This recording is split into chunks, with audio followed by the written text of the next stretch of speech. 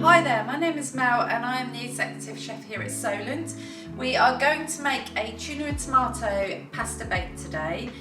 This is the easiest pasta dish that you can make. It's so easy, so quick, so you can just come home from work, minimal amount of ingredients and really cheap and filling to make. So we are going to start with the pasta. You can use any pasta you like, so we've got the fusilli pasta here, but you can use a penne. Probably wouldn't use a spaghetti, probably a penne would be a good one to use. And you cook it as per the instructions on the packet. And then this can stay in the fridge, so you can make this in advance and this can stay in the fridge for a couple of days if you want it to. You can use it for salads if you've got any leftovers. So it's a really versatile thing to use, really filling, really versatile. We've also got tuna, so just ordinary tin tuna, drained and flaked. This was in spring water. Peppers and onions, some mixed herbs and some garlic. And then we've also got a tomato and basil sauce. Okay, now if you want to make your own sauce, that's absolutely fine. If you're looking for something that's really, really quick and easy to do, that's going to take a couple of minutes, then this is the ideal thing to use. So this is a tomato and basil sauce, but you can add spices to it if you want to spice it up a little bit. It's entirely up to you. And then we've got some grated cheddar and red Leicester, so you can add that afterwards. Okay, so the first thing we're going to do is put the stove on reasonably high, sort of medium-high heat. Place your saucepan on there with a little tiny bit of rapeseed oil. Now with this dish, you can add anything you want. If you don't like tuna, you can use chicken, cooked chicken, you can use bacon, you can use different vegetables if you're a vegetarian, you could use corn sausages, whatever you like. It's such a versatile recipe to use. So we're going to saute off the onions, the red onions and the peppers to start with. We're then going to add the mixed herbs. Again, you can use oregano, you can use dried basil. What else can you use? You can use thyme. Thyme's quite nice with tomato as well. And we're going to add the garlic once we've sauteed the vegetables. You don't want to burn the garlic, so I would add that after you've pretty much sauteed the vegetables down. Okay, so that's probably heated up now. So we're going to add the onions and the red peppers. Let's just test that, see if it's ready. Yeah. So put that into the pan and saute until it's softened down. So if you don't want to cook your pasta bake in the oven, then I would cook the vegetables for a little bit longer so they're softened for a little bit longer. If it's going into the oven 15 to 20 minutes, it will soften the vegetables down. If you're doing it all in one pot, then just cook your vegetables for a little bit longer. So we're sauteing up the onions and the red peppers. Leave that for a couple of minutes and we'll add the mixed herbs to that. You can use fresh basil if you want to.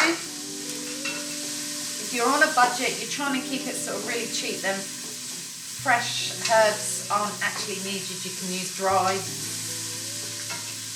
They give a really nice flavour. So this has been cooking for about 5 minutes, so it's softened up slightly. If you're not going to bake this in the oven, I would cook it for a little bit longer. Now you can add the garlic to this. You can use garlic puree or you can use fresh garlic. So we'll add that in and just give it a couple of seconds to cook. Again, you don't want to burn the garlic. Okay, so we've got the garlic there, the mixed herbs and the vegetables. And then we're going to add the sauce. So either a homemade sauce, you can use a creamy sauce, a creamy cheese sauce if you want to. I've chosen a tomato and basil sauce because it's a healthy one to use.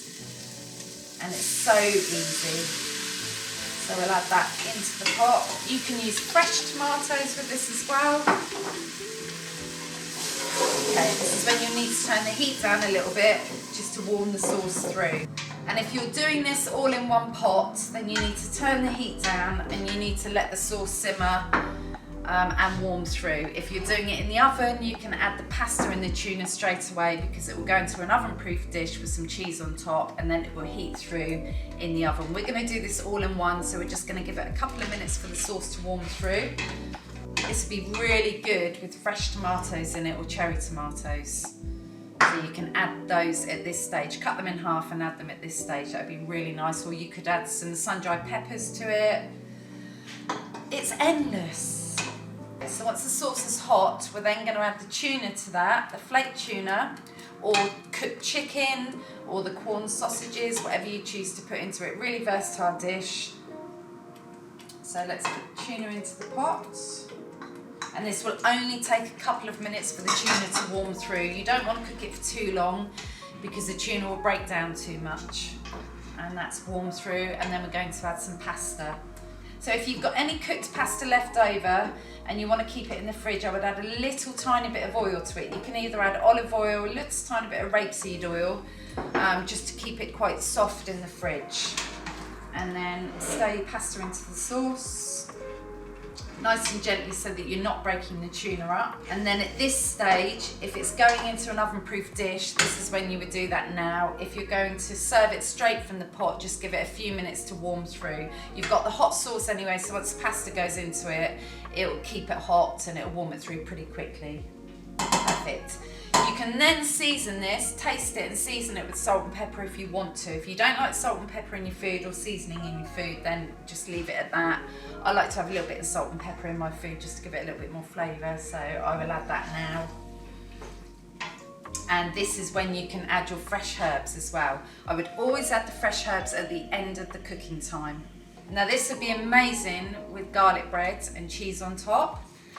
You can serve it with a fresh salad if you want to. You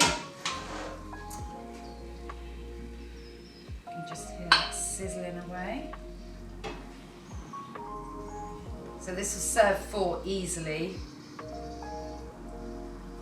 with portions left over that you can eat afterwards. And there we are.